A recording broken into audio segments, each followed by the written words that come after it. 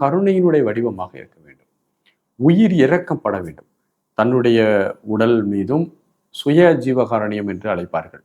தன்னுடைய உடல் மீதும் தன்னுடைய அனைவருக்கும் அன்பான வணக்கங்கள்.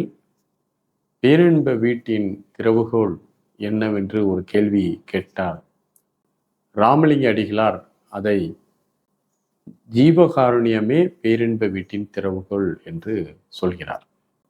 மனிதனுடைய வாழ்க்கையை பகுத்தும் வகுத்தும் தொகுத்தும் பார்த்தால் உலகியல் வாழ்க்கையில் நாம் செய்யக்கூடிய விஷயங்கள் செயல். நல்ல செயல் செய்து நம்முடைய இன்டலெக்சுவலான அறிவை கூட்டிக் கொண்டு உலகில் வாழ்வதற்கு தேவையான சாத்தியத்தை உருவாக்கி கொண்டு பொருள் ஈட்டுதல், அதை அறத்தோடு ஈட்டுதல், அதை தனக்கும் பிறருக்கும் பயன்படுத்துதல் போன்ற ஒரு விஷயங்கள் உலகியல். ஆன்மீக தன்மையில ஒன்றை பார்க்கும்போது, ஒரு மனிதனுடைய வாழ்க்கையை பார்க்கும்போது அவனுடைய அகம் கருணையினுடைய வடிவமாக இருக்க வேண்டும்.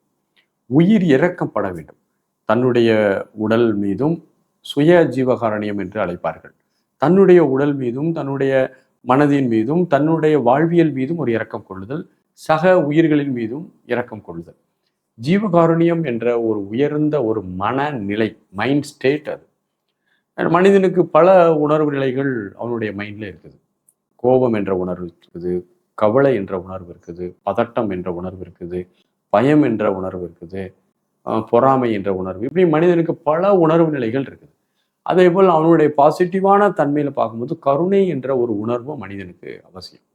மனிதனுக்கு கருணையினுடைய தன்மையில அவனுடைய மனமானது கருணையினுடைய வடிவமாக இருக்கும்போது அவனுடைய உடல் ரொம்ப ஃப்ளெக்சிபிளா இருக்குது. அவனுடைய மனம் எந்த விதமான மன அழுத்தத்துக்கும் ஆட்படாம இருக்குது. நீங்க வேணா ஒரு ட்ரையல் பண்ணி பாருங்களேன். உங்களுடைய மனமானது ரொம்ப டிப்ரெஷன்ல இருக்குது, அழுத்தமா இருக்குதுன்னா நீங்கள் உங்கள் கைகளை தூக்கி கருணை உணர்வை மனசுல நீங்க திங்க் பண்ணி பாருங்க. இந்த உலகத்தில் இருக்கக்கூடிய எல்லா உயிர்களும் பேர் அமைதியோடும் சமாதானமா இருக்கணும். இந்த உலகத்துல இருக்கக்கூடிய எல்லா உயிர்களும் பேர் அமைதியோடும் சமாதானத்துல இருக்கணும்னு சொல்லி மனம் முருகி நீங்க ட்ரை பண்ணி பாருங்க. உங்கள்கிட்ட இருக்கக்கூடிய அந்த ஸ்ட்ரெஸ் எங்க இருக்குன்னே தெரியாம போயிடும். ஸோ நம்ம எல்லோரும் நல்ல அலைகளை பரப்ப வேண்டும். நம்ம இங்க சமாதானத்தை பத்தியும் ஜீவகாருண்யத்தை பத்தி பேசுறோம். ஆனால் சிலர் சில கொள்கைகள் என்ற பேர்ல மனித உயிர்களை கொன்று குவிக்கக்கூடிய வேலையை பார்க்குறாங்க. அவங்க ஜீவகாருண்யத்தை ஃபாலோ பண்ணலையா? அப்போ நம்ம என்ன செய்யறது? ஜீவகாருண்யம் என்பது உண்மையிலேயே உயிர் இரக்கம்தான். இப்போ ஒருத்தருக்கு காலில் ஒரு பெரிய பீங்கான் குத்திச்சு. அந்த பீங்கானை எடுக்கும் போது ஏற்கனவே பீங்கான் குத்தின வலி, அந்த வலியை போக்க வேண்டும் என்றால் இன்னொரு அதிகப்படியான வலியை கொடுத்து தான் அந்த வலியை போக்க முடியும்.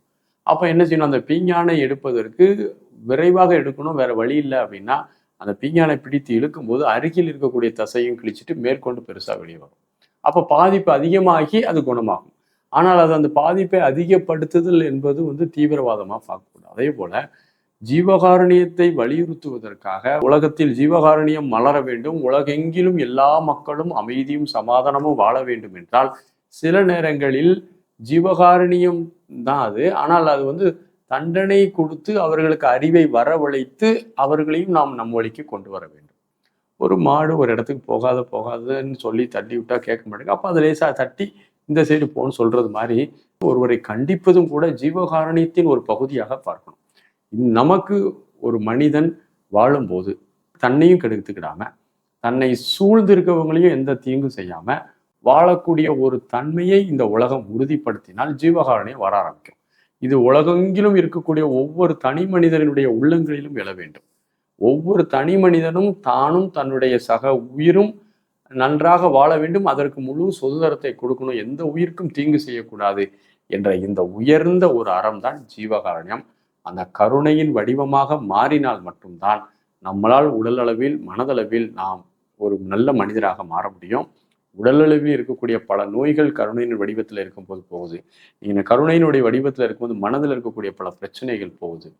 இந்த உடல் மன பிரச்சனைகள் போக போக போக உங்களுடைய கருணை வளர்ந்து வளர்ந்து வளர்ந்து கருணையினுடைய முழு வடிவமாகவே ஒவ்வொரு மனிதனும் மாற முடியும். வாழ்த்துக்கள். நன்றி, வணக்கம்.